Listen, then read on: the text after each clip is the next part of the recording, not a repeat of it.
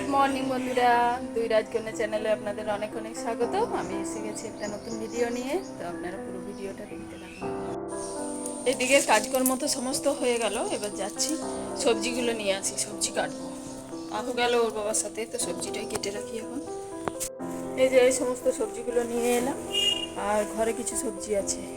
কালকে রাত্রেবেলা এই ডালটায় পাখিটা বসেছিল, আজ সকাল সকাল ঘুম থেকে উঠেছি, দেখছি পাখিটা নেই, চলে গেছে। রাত্রেবেলায় হয়তো বুঝতে পারছিল না। এই আমগুলো একটু একটু বড় হচ্ছে, তবে পড়ে যাচ্ছে অনেক আম। আজ তো নিরামিষ রান্না, লক্ষ্মী পুজো, তো ভাবলাম যে শুক্তো বানাবো, আর এই যে বাঁধাকপিটা আছে, তো বাঁধাকপির তরকারি করব। আপুতে চলে এসেছে জেঠুদের বাড়ি থেকে। চলো এবার রুমালটা খুলি।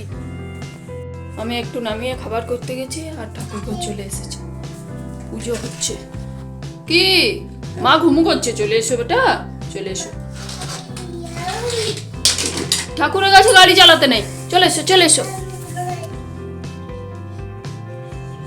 ঠাকুর ঘর খুলে রাখবার জন্য আহুর জন্য জ্বালাতে নেই, পুজো হচ্ছে এখন। প্রণাম করে নাও, প্রণাম করে নাও। হয়েছে, চলো চলো চলো চলো, খাবে চলো, খাবে চলো, চলে এসো। আরো এখনো বাকি আছে, যেও না যেও না, কাছে যেও না। আহুকে তো খাইয়ে পরে ঘুম পাড়িয়ে দিয়েছি, তারপরে সবজিটা কেটে নিলাম। কাঁচা কলা, বেগুন, আলু, গাজর, করলা সমস্ত কিছু, তারপরে বেগুনটা গাছের বেগুন ছিল। আর এদিকে করলা আলু ভাজা কেটেছি, আর বাঁধাকপিটা কেটেছি। বাঁধাকপিটা পুরোটা কাটিনি, অর্ধেকটা কেটেছি। এগুলো হচ্ছে বাঁধাকপির আলু, জলে ভিজিয়ে রেখেছি, আর একটু জল দিয়ে ভালো করে ধুয়ে নিতে হবে। কাল তো আমি আলপনা দিয়েছিলাম রাত্রিবেলায়, আর এই যে বারান্দাটা আজকে ওই শীত দিচ্ছে।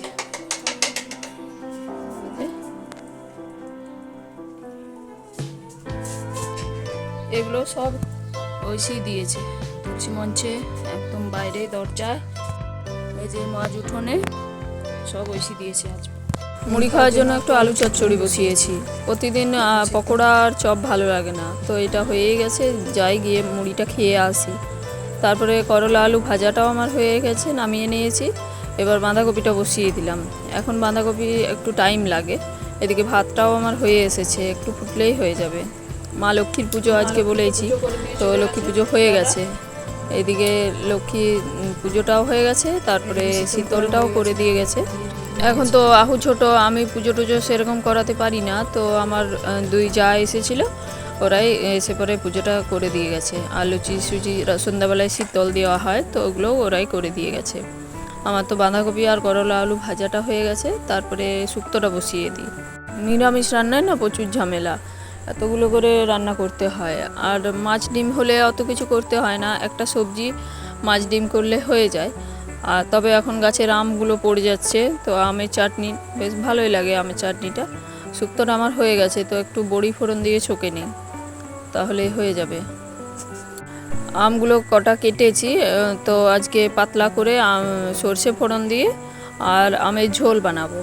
আমগুলো ধুয়ে নিই ভালো করে, একদম ছোট ছোট আমগুলো, খোসাগুলো একটু ভালো করে ছাড়িয়ে নিয়েছি, তাহলে আর খোসা লাগবে না। এইভাবে ঝোলটা বানালে ঐশীও পছন্দ করে, তবে ঐশী বলে একটু মিষ্টি মিষ্টি করতে, তার জন্য অনেকগুলোই চিনি দিলাম। আর ওর বাবা বলে একটু টক থাকবে, একটু মিষ্টি থাকবে, সেরকম করতে, তো একটু মিষ্টি মিষ্টি করলাম, ঐশী ভালোবাসে বলে। রান্না বান্না তো প্রায় হয়ে এসেছে, আম ঝোলটা বসিয়ে এলাম। এবার যাই গিয়ে পরে আহুকে চান করাই, আহু আছে ওর বাবার কাছে, আর ঐশীও চান করছে, তো আহুকে চান করিয়ে আগে খাইয়ে দিই, তারপরে ঐশীকে খেতে দেবো। এখন তো বেশি দেরি হয়নি, কিন্তু আহু অনেকক্ষণ আগে ডাল খেয়েছে, সর্দি করেছে বলে কিছু খেতে চাইছে না, তো যাই গিয়ে পরে ভাতটা খাইয়ে দেবো চান করিয়ে। তারপরে ঐশীকে ভাত দিয়েছি, করলা আলু ভাজা আর বাঁধাকপির তরকারি, এটা শুক্তো, আর চাটনি দিয়েছি অল্প একটু। চাটনিটা ওর খুব পছন্দ হয়েছিল। খাওয়া দাওয়ার পর শুয়ে পড়েছিলাম, এখন উঠলাম, ঐশী একটু বইটা নিয়ে বসেছে, আর আমি যাই আহুর খাবারটা করে আনি। আহু আছে ওর বাবার কাছে।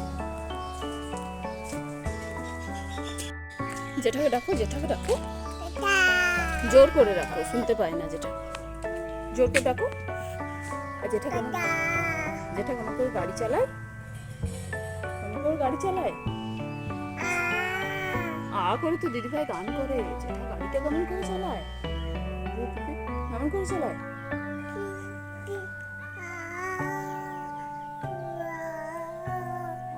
গান হচ্ছে? তাহলে বিকালবেলায় তুমি কোথায় যাবে?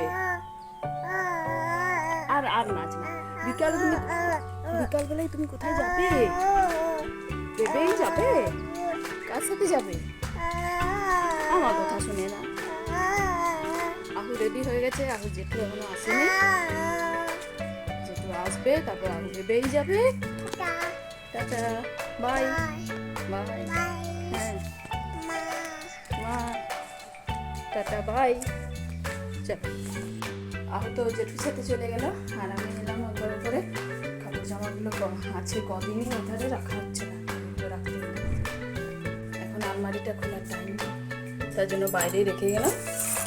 আর জানালাগুলো খুলে দিই, জানালাগুলো খুলে দিয়ে যাবে। রোদটা ঢুকে থাকে, এদিকে জানালাগুলো রোদের সময় দেওয়া থাকে, আবার বিকেলবেলায় খুলতে হয়।